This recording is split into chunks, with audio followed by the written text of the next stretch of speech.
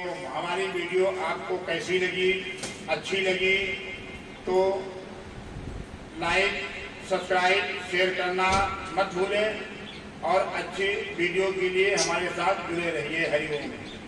भगवान और हमने आपको बताया कि सभी देवताओं की पूजा उनके देवियों के साथ होता है।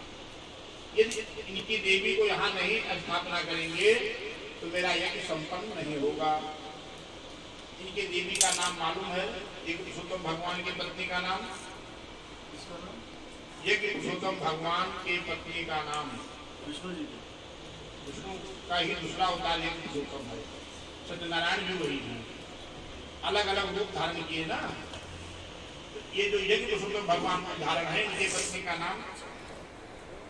आप जब भी कोई भी कथा भी सुनेंगे, घर में नारियल भी ब्राह्मण से पड़वाना है तो पहले इनकी पत्नी का ही स्मरण करता है व्यक्ति, क्योंकि इनकी पत्नी का स्मरण इसलिए करता है कि इनकी पत्नी का स्थापना नहीं हुआ तो ये भी संपन्न नहीं होता। ये भी जो आपका हो रहा है, सबसे पहले इनकी पत्नी का ही मनन हुआ, 4 बार बातें हुआ, उसके बाद में ये चालू हुआ। इनकी पत्नी का नाम है दक्षिणा। दक्षिणा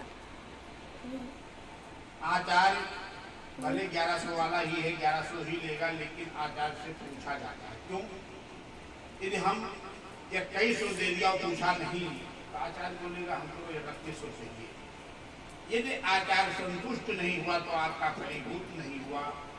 यज्ञ का पूर्णाहुति दक्षिणा होता है। इसलिए बहुत से लोग जो होते हैं वो नहीं पूछते हैं, वो अपने हिसाब से दे देते हैं और जो आचार्य के हिसाब से तो बढ़ा कर दे देते हैं। कुछ आचार्य ऐसे होते जो संतुष्ट नहीं होते, उनसे पूछा जाता है। वो लोग शहर में होते हैं, 1100 रुपये कथा का है, 2100 रुपये वास्तु भगवान का ऐसा करते हैं, पूछा जाता है, वो बिक रहे हैं। तो यहाँ पे आचार्य जी आपसे एक पुरुषोत्तम भगवान की पत्नी का नाम दक्षिणा है, यहाँ पे आपसे दक्षिणा मांग रहे, दक्षिणा देना, क्योंकि दक्षिणा ही पूर्णाहुति है। दक्षिणा ही पूर्णाहुति है। आप जानते भी होंगे कि यहाँ पे गुजरात में एक जलाराम बापू हैं, वो भी रोज यज्ञ करते थे, दक्षिणा नहीं दिए, कितने सालों तक कोई फल नहीं मिला। लास्ट में भगवान को वहाँ प्रकट होना पड़ा, ब्राह्मण का भेष बना करके, और बापू से दक्षिणा लिया मैंने। और दक्षिणा में बापू जी के पास कुछ था भी नहीं, गुस्से में आकर के अपने पत्नी का हाथ भी पकड़ा दिया, मेरे पास यही दक्षिणा है। हाथ लगते ही, शाश्वत हाथ लगते ही भगवान को पसीने पसीना हो गया कि शाश्वत शरीर को मैं स्वयं भी नहीं जा सकता हूँ। तो भगवान ने स्वयं प्रार्थना किया बापू का कि आप मांगो। बापू नहीं मांग रहे थे, भगवान प्रार्थना कर रहे कि मांगो। तो माता जी को मांगे। उसके बाद भगवान फिर बोले कि मैं मृतलोक में आता हूँ तो मेरा एक सिस्टम है कि हम यहाँ पे वरदान देकर ही जाता हूँ।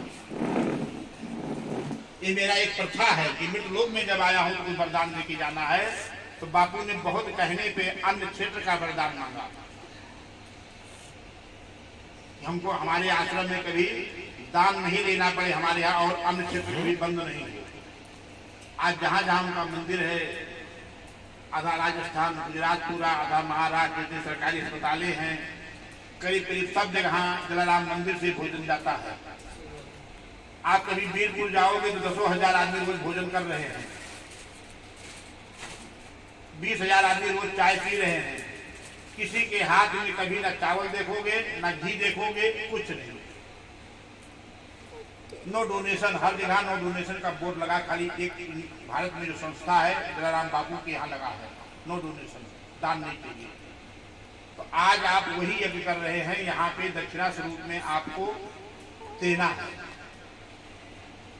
जो बहुत प्रिय वस्तु हो, जिसके बगैर आप जी नहीं सकते हो, लेकिन कदाचित उस चीज से, उस वस्तु से आपके जीवन में कुछ कष्ट आ सकता हो, वो वस्तु आपको दुखित कर सकता हो, ऐसे वस्तु को यहाँ पे दक्षिणा स्वरूप में आपको देना है। यदि आपको चारों दिशाओं में, 4 दिशा होता है, चारों दिशाओं में और चारों युग में आपको यश, कीर्ति, विजय, व्यापार प्राप्त करना है तो 4 वस्तु इसमें मूल होता है। वो चारों वस्तु में आपके पास जो भी हो वो यहाँ दक्षिणा स्वरूप में देना है। पहला वस्तु है नशा की दशा में फंसेंगे सभी शिष्य वृद्ध युवा नर घूमेंगे रोगी। कुछ नशा आपके पास है, वो अंदर की बात है, वो आप दे सके तो ठीक है, जो सब लोग नहीं जानते। पहला यहाँ होता नशा। नशा किसी प्रकार का हो, लेकिन आज के जमाना में लोग तो यही समझते हैं भाई नशा नुकसान करेगा। सिगरेट, बीड़ी, तंबाकू, गुटखा या दारू, नशा ये भी है।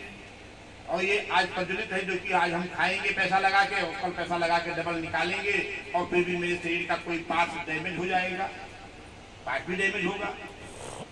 नशा जवानी का भी है, नशा सुंदरता का भी है। तो यदि नशा है किसी के पास, सब लोग ध्यान करते रहो, तो नशा को पहला संकल्प में नशा दिया जाता है। जो भी नशा हो, कल तक आप करते थे, कल तक आप चोर थे, आप ईमानदार कोई नहीं है, सामने भगवान के सामने बोल करके संकल्प दे सकते हैं, और बहुत अच्छा समय है। दूसरा है क्रोध, नासस्य क्रोधा। क्रोध के अग्नि में रावण के पूरे खानदान नष्ट हो गए, धर्म मर्यादा खत्म हो गया। तो क्रोध जो होता है वो नाश करता है व्यक्ति के, परिवार को, व्यापार को, धर्म मर्यादा, संस्कार को, संस्कृति को क्रोध नाश कर देता है। किसको क्या बोलना है, क्रोध आ गया तो समझ नहीं पड़ेगा, क्रोध अंधा होता है। तीसरा है आलस्य। 5 पति थे द्रौपदी के, 5 बैठे हुए थे और द्रौपदी का चीरहरण हो रहा था। 5 आलस्य में उठे नहीं, ये उठेगा, वो उठेगा, वो उठे, कोई उठे नहीं। तो क्या हुआ उसका? पूरा महाभारत हो गया, कौरव परिवार साथ हो गए। तो व्यक्ति को आलस अपाहिज बना देता है। और चौथा है अहंकार।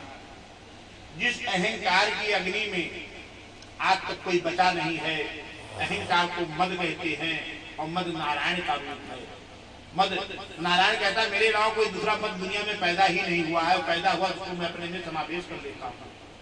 ये 4 वस्तु में आपके पास जो भी वस्तु हो उसको आज आपको देना है, और आप बोलिए क्या क्या दे रहे हैं।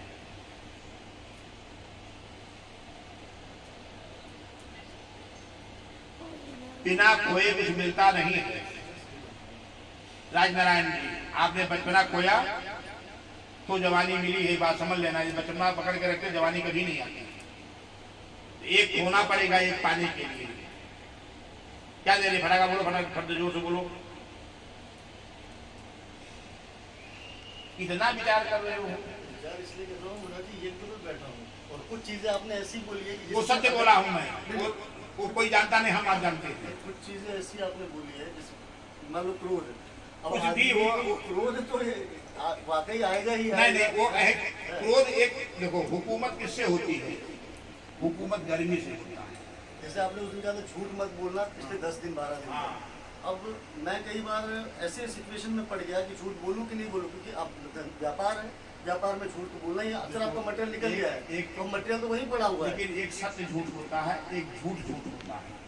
मटेरियल निकल रहा है या निकल गया, आपका फला तारीख को पहुंच जाएगा। अब जो नहीं निकला है, फला तारीख को पहुंच जाएगा, वो सत्य सत्य झूठ है। एक निवेदन है महाराज जी, दोनों हाथ जोड़ करके। आपने 4 चीजें कही हैं, हाँ।